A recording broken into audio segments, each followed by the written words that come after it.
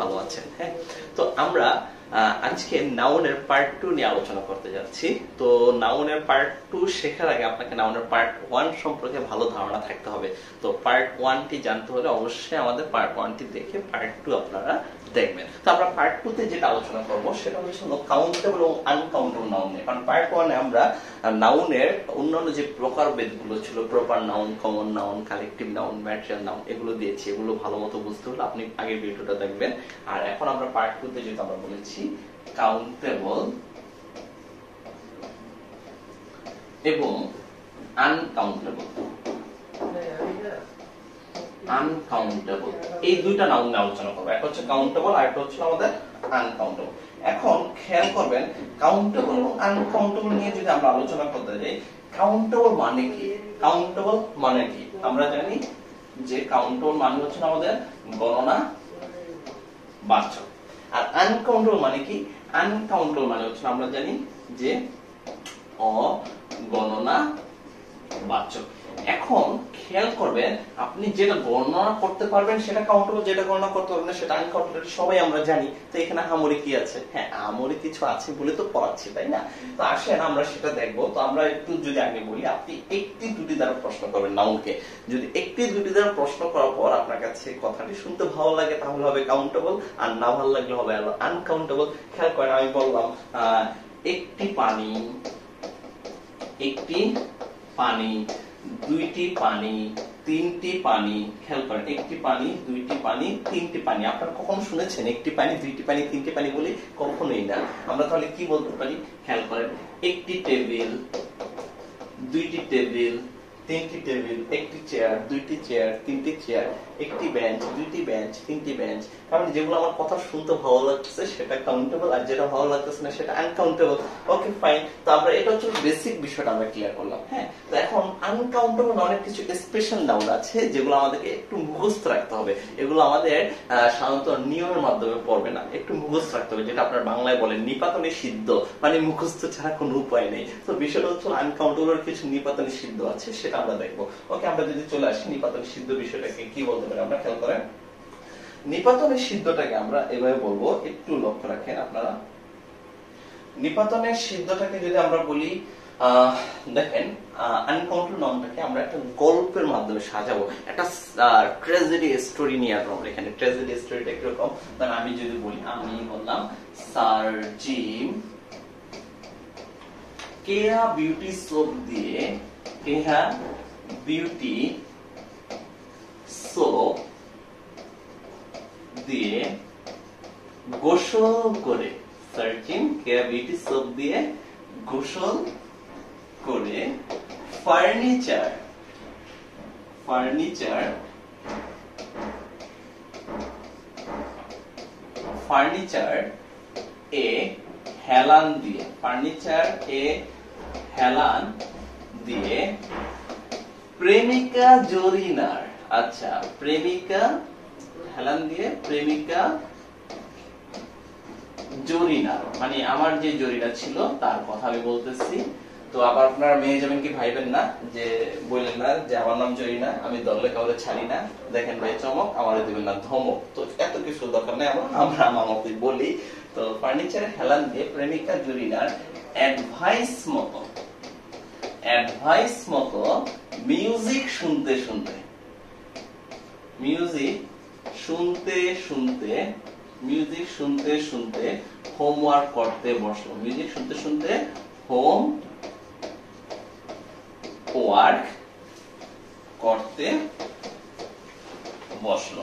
খেয়াল করেন, আমি একটু এখানে একটু পজ করি বিষয়টাকে। সার্চিং কেয়ার বিউটি সোপ দিয়ে গোসল করে ফার্নিচার হেলান দিয়ে প্রেমিকা জরিনার অ্যাডভাইস মতো মিউজিক শুনতে শুনতে হোমওয়ার্ক করতে বসলো। তাহলে এখন একটা বিষয় লক্ষ্য রাখেন আপনারা, এই যে আমি নাউনগুলো আপনাদেরকে এখানে শেখাচ্ছি, হ্যাঁ, এই নাউনগুলোর ভিতরে দেখেন যেগুলো আমি বলতেছি ইংরেজিতে সেগুলো আনকাউন্টেবল নাউন। যেমন এখানে আমরা বলতে পারি বিউটি, এটা একটা আনকাউন্টেবল নাউন। এখানে আমরা বলতে পারি যে সোপ, এটা একটা আনকাউন্টেবল নাউন। মাথায় রাখবেন, সোপ আনকাউন্টেবল ঠিক আছে, কিন্তু তার কাউন্টেবল কি হতে পারে? কাউন্টেবল হবে আমরা জানি এখানে সোপ বার, সোপ বার, এটা হচ্ছে কাউন্টেবল।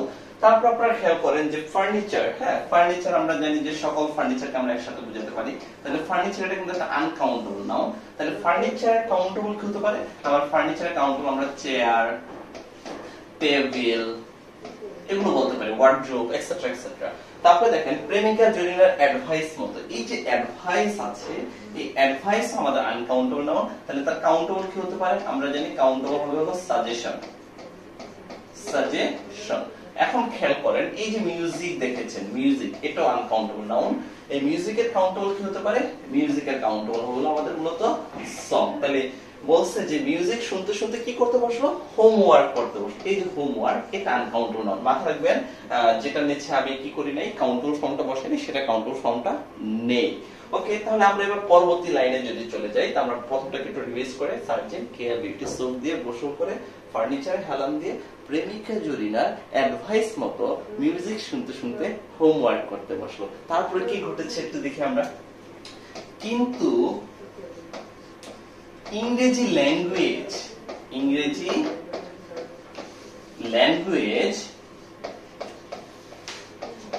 ল্যাঙ্গুয়েজ কমা ডিস্টেন্স সংক্রান্ত অঙ্ক তার মাথায় ঢুকে না। কার মাথায় ঢুকে না? সার্জিমের মাথায় ঢুকে না। সার্জিমের মাথায় সরি একটু মিসিং হয়েছে, সার্জিমের মাথায় ঢুকে না। কেন ঢুকবে বলেন তো? কেন ঢুকে না বলেন তো? কারণ সে নিশ্চয়ই কোনো না কোনো একটা কাজ করেছে। কেন ঢুকবে? কারণ তার শুধু মনে মানে কেন ঢুকে না মানে সার্জিমের মাথায় ঢুকে না। খেয়াল করেন কেন ঢুকে না, এটা আমরা দেখি। কেন? জরিনা ছাড়া তার আর কিছুই ভালো লাগে না। তার আর কিছুই ভালো লাগে না। জরিনা ছাড়া তার আর কিছুই ভালো লাগে না। কেন লাগে না? কারণ তার শুধু মনে পড়ে,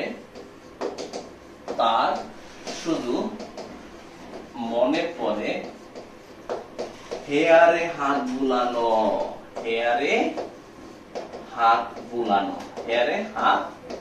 বুলানো এবং পোয়েট্রি শোনার কথা, পোয়েট্রি শোনার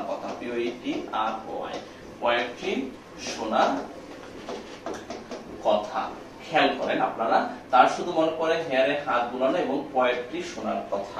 এখন এই যে আমি বিষয়টা বললাম হেয়ারে হাত বুলানো এবং পোয়েট্রি শোনার কথা, বাক্যে এখানে দেখবেন যে এই যে হেয়ার এটা কিন্তু uncountable noun.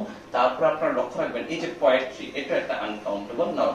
Poetry uncountable noun হতে পারে, কিন্তু তার কাউন্টেবল ফর্ম হবে মূলত আমাদের হলো কি বলতে পারি আমরা? পয়েম। হ্যাঁ, পোয়েট্রি আনকাউন্টেবল মানে স্তবক সংখ্যা যেটাকে আমরা বলি, আর হচ্ছে পয়েম এটা হচ্ছে কবিতা। হ্যাঁ, তাহলে এটা কাউন্টেবল।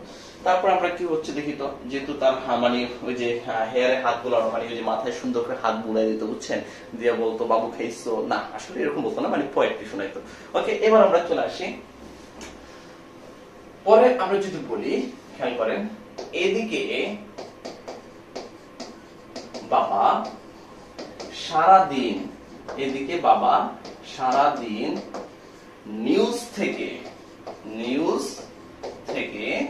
ইনফরমেশন সংগ্রহ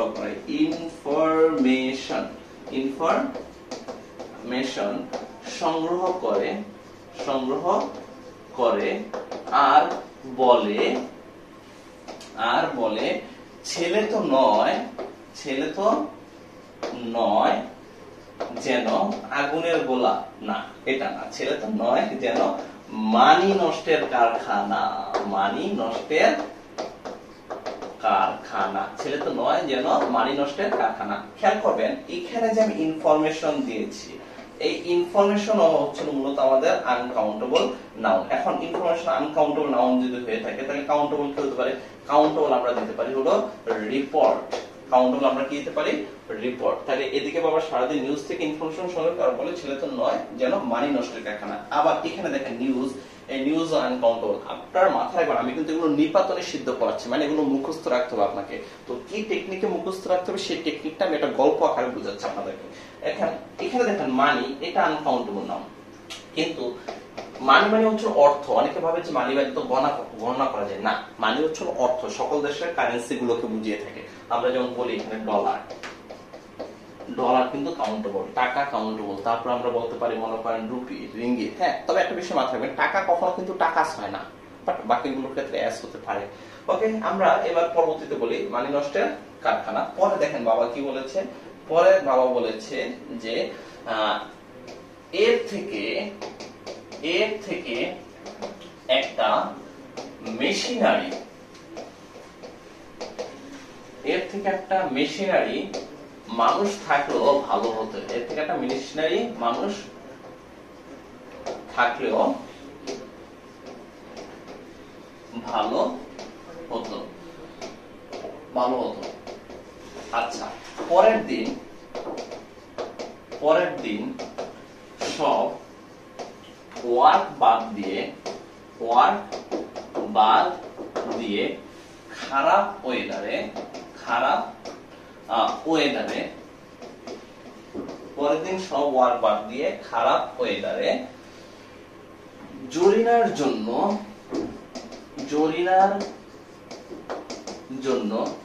জুয়েলারি কিনতে বের হলো। জুয়েলারি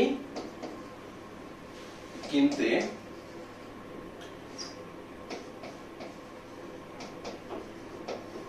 বের হলো, কিন্তু ট্রাফিকের কারণে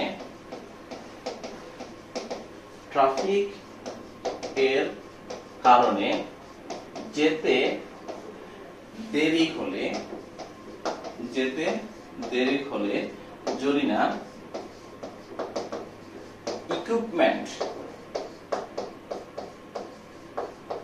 ইকুইপমেন্ট দিয়ে সার্জিমের মাথা ফাটিয়ে দিল। দেখছেন কত কষ্ট করলাম, শেষ পর্যন্ত মাথাটা ফাটিয়ে দিল।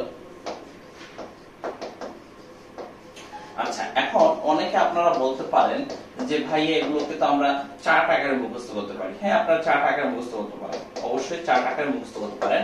তো অনেকে আছে চার্ট আকারে মুখস্থ করতে চান, একটা গল্পের মাধ্যমে মুখস্থ করতে চান, তাদের জন্য উপস্থাপন করলাম। আর যারা চার্ট আকারে মুখস্থ করতে চান, আপনারা যে নাউনগুলো আমি শিখিয়েছি, এই নাউনগুলোর পাশে কাউন্টেবল নাউনটাকে আমি একটু এডিশনাল হিসেবে বসাইছি, যেটা আপনারা সাধারণত বইতে পাবেন না। হ্যাঁ, বইতে আপনারা শুধু পাবেন স্পেশাল আনকাউন্টেবল নাউনগুলোকে, বাট আনকাউন্টেবল নাউনগুলোর কাউন্টেবলটা কি সেটা আমি এখানে শিখিয়ে দিয়েছি। ওকে, তাহলে আমরা এখানে যদি এটা আমরা ফিনিশিং করি, একটু ফিনিশিং আপনারা একটু দেখেন কোশ্চেনটা কিভাবে আসবে, আমরা সেখানে যাচ্ছি একটু পরেই। দেখেন এর থেকে একটা মেশিনারি, এই যে মেশিনারি এটা আনকাউন্টেবল নাউন। তারপরে দেখবেন এখানে ওয়ার্ক, এই ওয়ার্ক হচ্ছে আনকাউন্টেবল নাউন, কিন্তু জব কাউন্টেবল। আবার মেশিনারি আনকাউন্টেবল, মেশিন কাউন্টেবল। ঠিক তেমনি দেখেন এখানে যে জুয়েলারি, এটা কিন্তু আনকাউন্টেবল। তাহলে কাউন্টেবল কি হতে পারে? অর্নামেন্ট, এটা কাউন্টেবল হবে। তারপরে দেখেন এই যে ট্রাফিক, এটা কিন্তু আনকাউন্টেবল। তাহলে কাউন্টেবল কি হতে পারে আমাদের?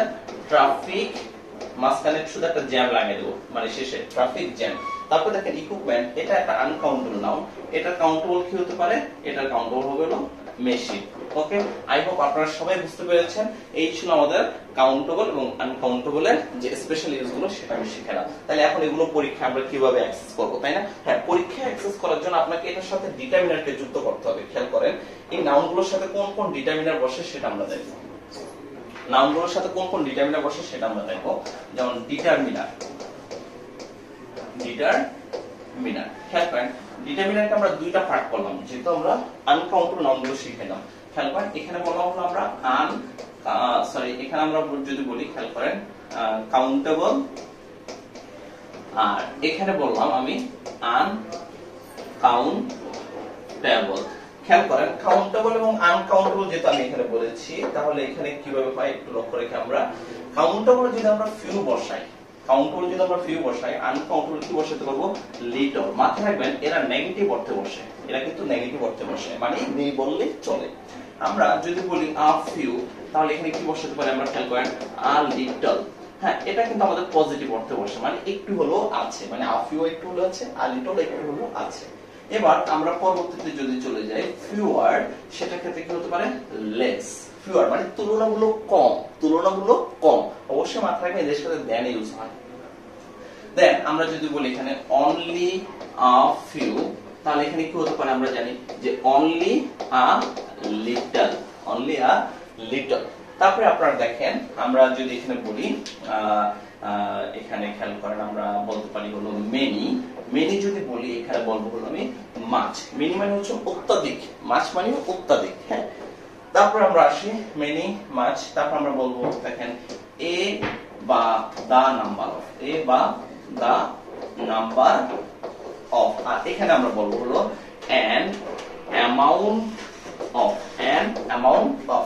আর লাস্ট আমি একটা যদি বলি এখানে খেয়াল করেন article, article uncountable noun article বসতে পারে, মাথায় রাখবেন আনকাউন্টেবল কিন্তু আর্টিকেল বসে না। তার মানে আনকাউন্টেবল আর্টিকেল না বসলে কি বলবে ক্রস। আর ক্রসের নামটা আপনারা অনেকে জানেন না হয়তোবা, আমি বলে দিচ্ছি ক্রসের নামটা হচ্ছে হলো ওমিশন,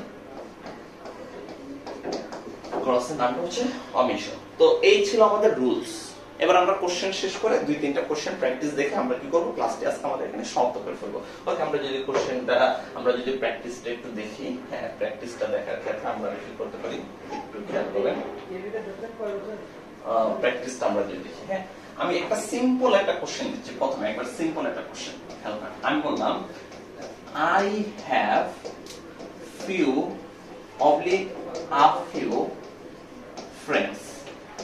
Sorry, I have few oblique a few oblique L-I-T-T-L-E, little F-R-I-E-N-D-S। ধর আমি এখানে তিনটা অপশন দিলাম, তিনটা অপশন দিলাম। একটা হচ্ছে হলো I have few oblique a few oblique little friends। তো আপনারা সবাই কি করবেন দেখা যাচ্ছে এখানে অনেকে উত্তর করে ফেলবেন যে few হবে, আবার অনেকে বলবেন a few হবে, কিন্তু little হবে না। কেন হবে না? কারণ friends এটা আমাদের কাউন্টেবল নাউন। আমরা একটু আগে শিখেছি যে দেখেন একটু আগে আমরা শিখেছি কাউন্টেবল নাউনের সাথে, একটু আগে যদি আমরা দেখি একটু খেয়াল করেন, এই যে আমরা এখানে শিখেছি খেয়াল করেন, আমরা এখানে শিখেছি যে ফিউ কাউন্টেবল নাউন বসে আর লিটল আনকাউন্টেবল বসে। হ্যাঁ, তাহলে ফিউ যদি কাউন্টেবল বসে আর লিটল যদি আনকাউন্টেবল বসে, তার মানে এই কোশ্চেনে আপনারা দেখেন যে এখানে আমরা বলেছি যে ফ্রেন্ডস, যেটা কিন্তু আমাদের কাউন্টেবল নাউন। তাহলে কাউন্টেবল সাথে আমাদের কখনো কি হয় না, লিটল হয় না, আমাদের হতে পারে ফিউ অথবা আ ফিউ। তো আমরা বলেছি যে ফিউ কিন্তু নেগেটিভ, আ ফিউ কিন্তু পজিটিভ। তার মানে একটা সিম্পল সেন্টেন্স আমরা পজিটিভ সেন্সে নেব, সেক্ষেত্রে ফিউ না নিয়ে আমরা অ্যান্সার নেব আ ফিউ। যদি আমার অপশনে আ ফিউ না থাকে সেক্ষেত্রে আমি ফিউ নিতে পারি। ওকে, আই হোপ আপনারা সবাই ক্লিয়ার হয়েছেন। তাহলে এবার আমরা একটা স্ট্যান্ডার্ড কোশ্চেন দিই। যদি আমরা একটা স্ট্যান্ডার্ড কোশ্চেন দিই সেক্ষেত্রে কি হতে পারে খেয়াল করেন। আমরা বললাম we will need dash food for the picnic, for the picnic। আচ্ছা, এখন খেয়াল করেন we will need dash food for the, আমরা কি বললাম পিকনিক। আচ্ছা, এখন অপশনে যদি আমি মনে করেন অপশন আমি দিলাম হলো এখানে ফিউ, অপশন বি তে আমি দিলাম হলো আপনার এখানে a few, option number C তে আমি দিলাম হলো মাছ, অপশন নাম্বার ডি তে আমি দিলাম হলো মেন। তো এখন আপনারা কাউন্টেবল আনকাউন্টেবল প্রশ্ন সলভ করতে গেলে সবার আগে আপনারা কি করবেন, ফুড কথাটাকে নাউনটাকে বের করবেন। হ্যাঁ, তো আমরা যদি এখানে নাউনটাকে বের করি, নাউন হচ্ছে ফুড, যেটা আমরা আনকাউন্টেবল নাউন। হ্যাঁ, ফ্রুটস হচ্ছে কাউন্টেবল নাউন, মাথায় রাখবেন। তাহলে ফুড যদি আনকাউন্টেবল নাউন হয়ে থাকে, খেয়াল করবেন আনকাউন্টেবল নাউনের সাথে কিন্তু আমাদের কখনো ফিউ হয় না, আ ফিউ হয় না, আমাদের মেনিও হয় না। তাহলে আনকাউন্টেবল নাউনের সাথে কি হতে পারে আমাদের মাছ। আই হোপ আপনারা সবাই বুঝতে পেরেছেন। ওকে, সবাই ভালো থাকবেন, সুস্থ থাকবেন। আমরা এখানেই ক্লাসটি শেষ করতেছি। আর অবশ্যই আমাদের এর পরবর্তী লেকচারগুলো পেতে বিডি মেন্টরস এর সাথে আপনারা থাকবেন এবং আমাদের চ্যানেলটি সাবস্ক্রাইব করে আমাদেরকে সহযোগিতা করবেন। আমরাও আপনাদেরকে সহযোগিতা করব সব সময়। আশা করছি জাস্ট কিপ এন্ড ফেথ, ভরসা রাখেন, ভালো কিছু পাবেন। ভরসা রাখলেই ভরসার মর্যাদা আমরা দিতে পারবো। সবাইকে ভালো থাকেন, সুস্থ থাকেন। আমি আজকের এখানে ক্লাসটি সমাপ্ত করলাম। আল্লাহ হাফেজ, আসসালামু আলাইকুম।